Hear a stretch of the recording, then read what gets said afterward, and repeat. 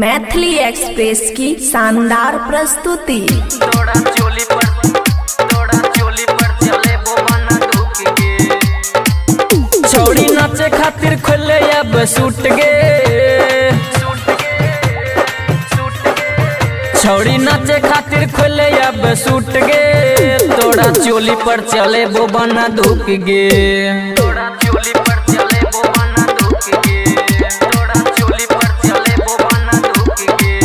छौड़ी नाचे खातिर खोले अब सूट गे। तोड़ा चोली पर चले बोबना धूप गे। तोड़ा चोली पर चले बोबना धूप गे।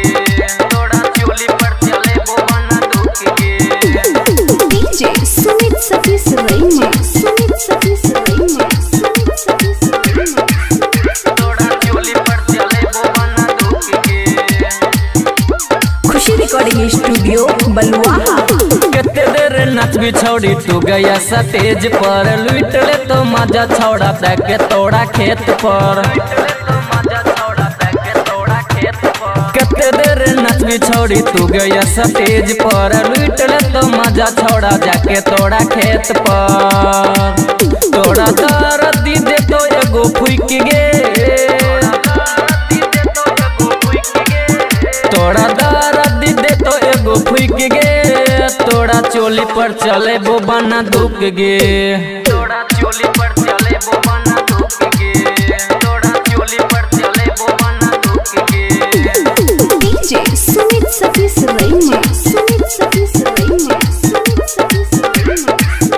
तोड़ा चोली पर चले बोबना धूप गे। राइटर अंगद विक्रम लिखै छौ। संदीप के चौकी गे कर कर करै छौ। राइटर अंगद विक्रम लिखै छौ। संदीप के चौकी गे कर कर करै छौ।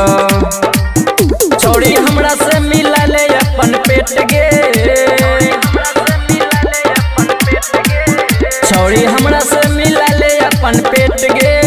तोड़ा चोली पर चले बोबना धूप गे।